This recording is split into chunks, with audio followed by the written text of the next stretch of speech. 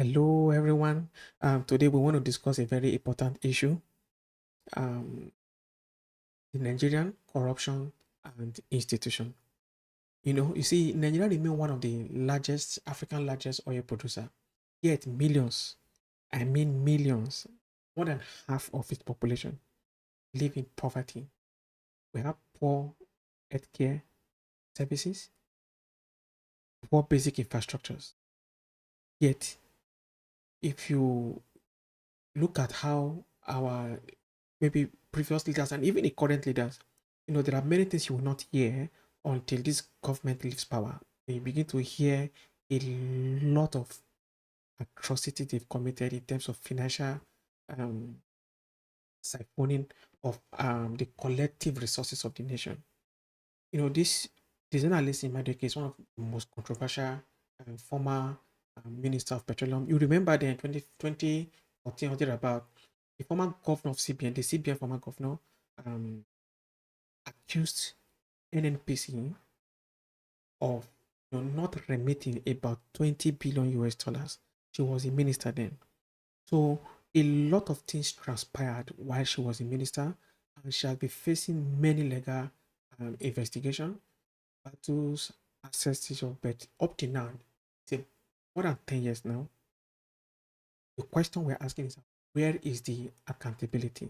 So I just want everyone to just listen to this short documentary, and when we come back, I will continue from here. The Economic and Financial Crimes Commission has uncovered an additional $72 million. All companies were vetted carefully. The properties recovered were worth $1.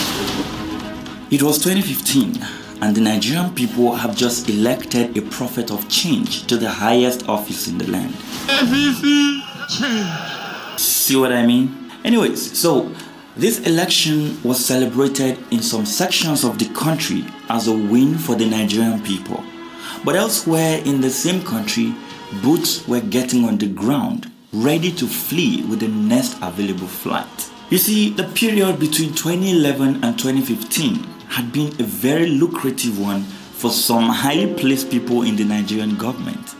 Business was so good that a certain minister was allegedly collecting $300,000 as bribe per oil contract, and this money was reportedly being used to fund the re-election bid of former Nigerian President Goodluck Jonathan. People with ties to the government were also having a great time.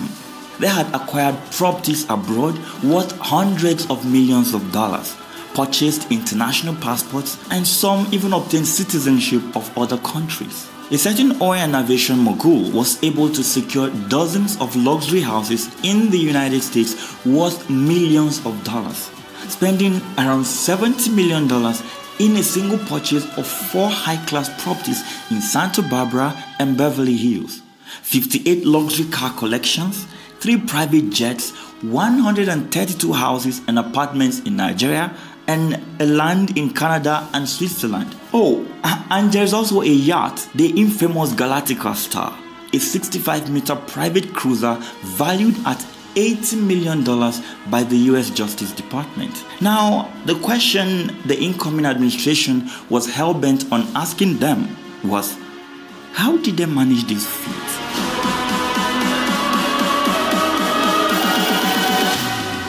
To make the work of the new administration easier, the FBI in 2015 had formed an international corruption squad to investigate national and international corruption.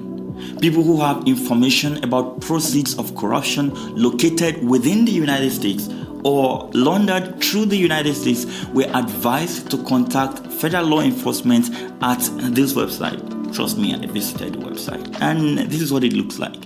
A year on from that, and some 11.5 million documents were leaked by the International Consortium of Investigative Journalists as part of what is now known as the Panama Papers. Discoveries from these documents and the FBI investigation that started in 2015 gave birth to what I now call the Diezani affairs, a scandal that allegedly robbed Nigeria of about $28 billion and counting. There are so many mysteries set to be unraveled in this declassified episode. So buckle up, because it's going to be a wild ride.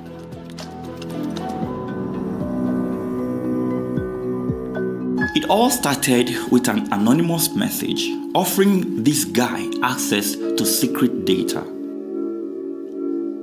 This is Bastian Obermeier, a German journalist. In early 2015, he got access to a massive leak of documents from a Panamanian law firm, Mossack Fonseca. These documents revealed the offshore accounts and tax havens of some of the world's wealthiest and most powerful people.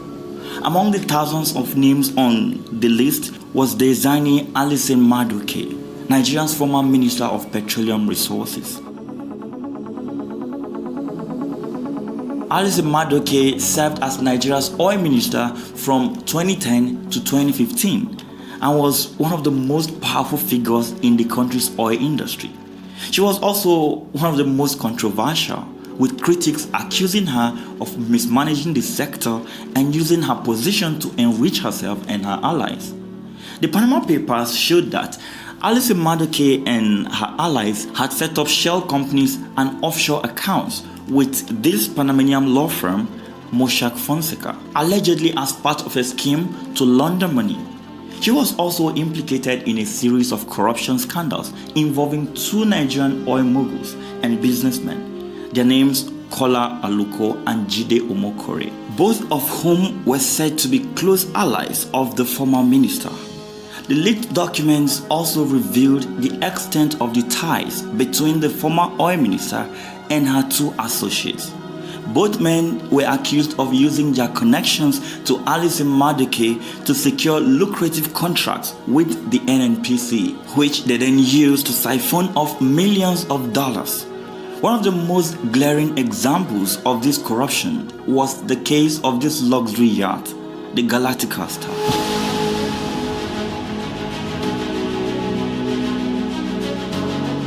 An $80 million worth luxury yacht that was reportedly owned by Aluko. According to the US Department of Justice, this yacht that was once chartered by Beyonce and Jay-Z at $900,000 a week was bought with money that was siphoned off from the NNPC coffers. But despite the allegations against her, Alison-Madueke has remained out of reach of the Nigerian authorities. She fled the country in 2015, shortly after the end of President Goodluck Jonathan's administration, and is said to have been living in the United Kingdom ever since that time. All the Nigerian government's efforts to extradite her to face corruption charges at home. Now, you have heard things about her. Living a life of luxury, while back home, people are living in abject poverty. You see the kind of leaders we have in Nigeria. And again, the cost of fighting corruption is so expensive. This is just the tip of the iceberg. There are so many things that we cannot even unveil because where the manner which if you check this Panama cases now, you will understand that a lot was put in place to get to this point.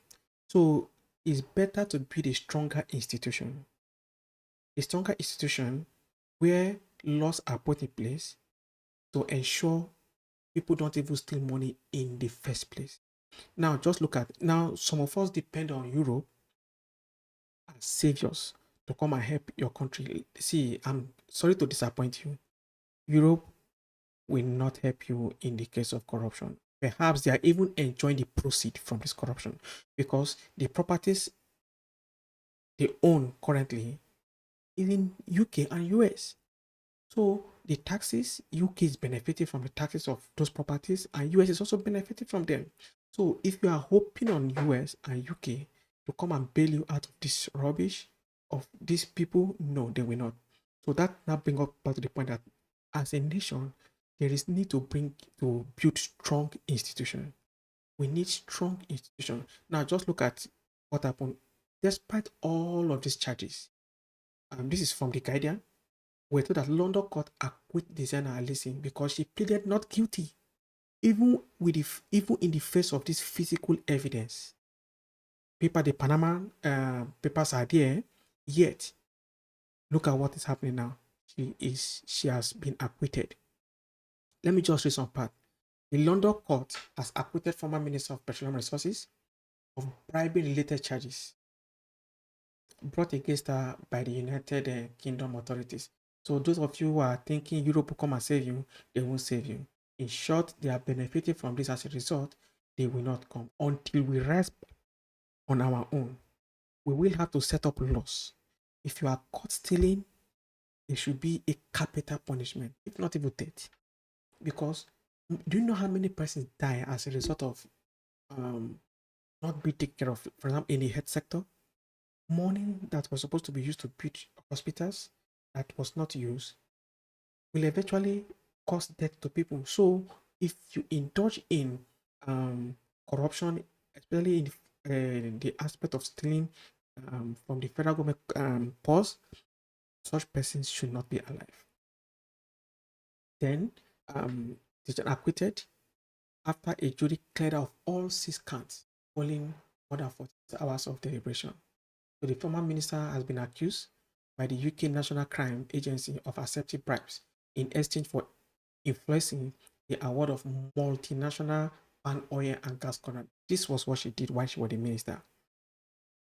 She was arraigned alongside oil executive and her brother Doye Agama, and all 3 pleaded not guilty to violation.